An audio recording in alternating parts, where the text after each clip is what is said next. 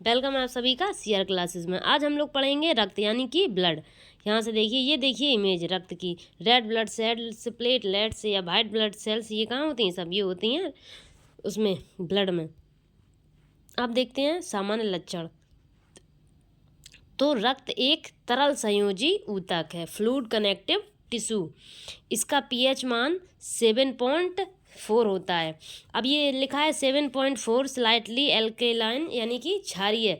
अगर 7 है तो उदासीन होता है, 7 से कम है तो अम्लीय होता है। पीएच मान अगर 7 से कम है तो अम्लीय है, 7 है तो उदासीन है, और 7.7 से ज़्यादा है तो क्षारीय है।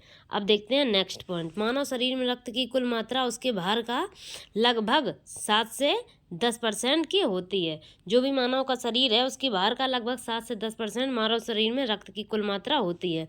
अब देखते हैं हम लोग, जो हम तुम जो सामान्य पुरुष होते हैं, तो पुरुषों में रक्त कितना होता है? तो पुरुषों में लगभग 5 से 6 लीटर रक्त होता है, और वहीं जो महिलाएं हैं उनमें आधा लीटर कम पाया जाता है।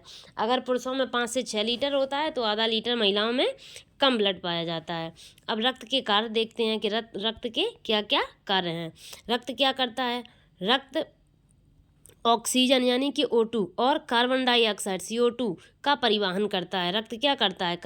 ऑक्सीजन और कार्बन डाइऑक्साइड का परिवहन करता है। रक्त पोषक तत्वों का परिवहन करता है, और सबसे इम्पोर्टेंट चीज़ टेम्परेचर को कंट्रोल करता है। रक्त क्या करता है? टेम्परेचर को कंट्रोल। अब देखते हैं हम कि रक्त में क्या क्या होता है। यहाँ से देखते हैं, रक्त में एक तो प्लाज्मा होता है, और रक्त 2 भागों में बांटा जाता है। यहाँ से देखते हैं रक्त को 2 भागों में, एक तो प्लाज्मा और एक रक्त की कोशिकाएं यानी कि RBC, WBC और प्लेटलेट्स। जो रक्त की कोशिकाएं हैं उसमें RBC, WBC और प्लेटलेट्स होता है। अब प्लाज्मा पाया जाता है 55%, और रक्त कोशिकाएं पाई जाती हैं 45%, यानी कि टोटल 100। 55 + 45 100% हो गया। प्लाज्मा। अब देखिए प्लाज्मा में क्या पाया जाता है। तो प्लाज्मा में 90% पानी होता है, और अन्य पदार्थ 10% होते हैं। और रक्त की कोशिकाएं, अब ये जो उसमें रक्त में क्या होता है? प्लाज्मा और रक्त की कोशिकाएं। तो प्लाज्मा होता है 90%, अन्य 10%, और रक्त की कोशिकाओं में क्या क्या होता है? RBC, WBC और प्लेटलेट्स। अब देखते हैं फाइब्रोनोजिन प्रोटीन। ये जो फाइब्रोनोजिन प्रोटीन है वो क्या करता है? रक्त का थक्का जमने में मदद करता है। क्वेश्चन ऐसे आता है कि फाइब्रोनोजिन प्रोटीन का क्या कार्य है? तो वो रक्त का थक्का बनाता है। RBC यानी कि रेड ब्लड सेल्स या कार्पल्स। इसका साइंटिफिक नाम क्या है? RBC का साइंटिफिक नाम है एंथ्रोसाइट। रक्त में 90% क्या होती हैं? RBC होती हैं, और RBC का जीवन काल कितना होता है?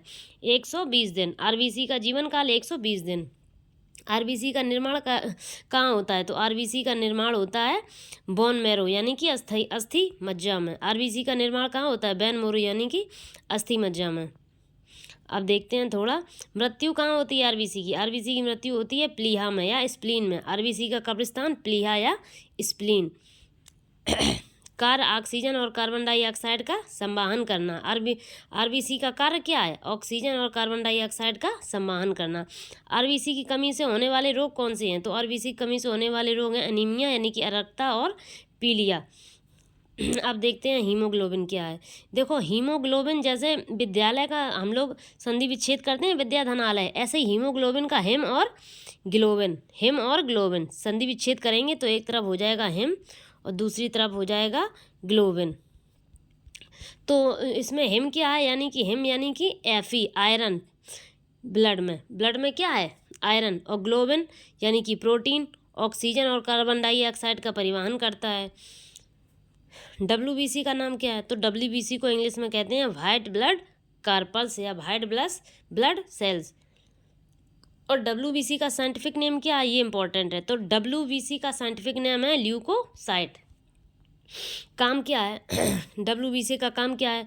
तो WBC एंटीबॉडी बनाना, ये एंटीबॉडी बनाते हैं। इन्फेक्शन से लड़ते हैं, डिसीज से बॉडी को बचाना यानी कि बीमारियों से बॉडी को बचाना। मेड इम्यून सिस्टम स्ट्रॉन्गर, रोग प्रतिरोधक क्षमता को बढ़ाना।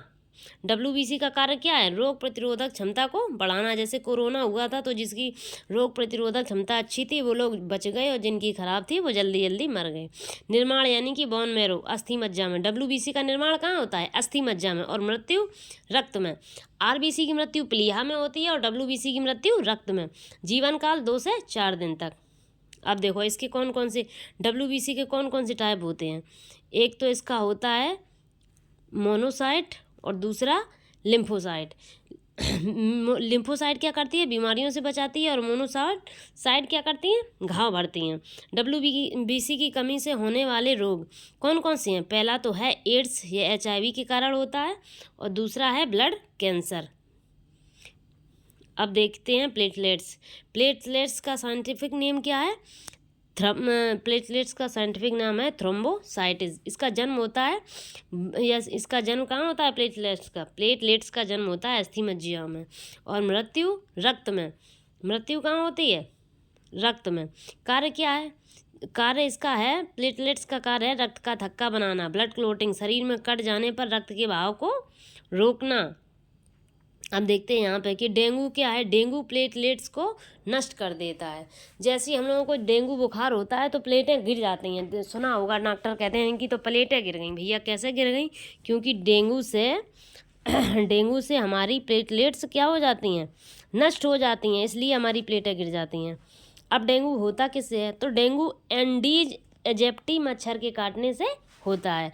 मानव शरीर में खून हेपेरिन की उपस्थिति के कारण नहीं जमता। अच्छा, हम लोग ये देखते हैं कि जो हमें चोट लग जाती है, खून बाहर निकलता है, तो जितना बाहर निकलता है खून वो जम जाता है। लेकिन हमारे शरीर के अंदर ये खून कैसे बराबर चलता रहता है? ये क्यों नहीं जमता है?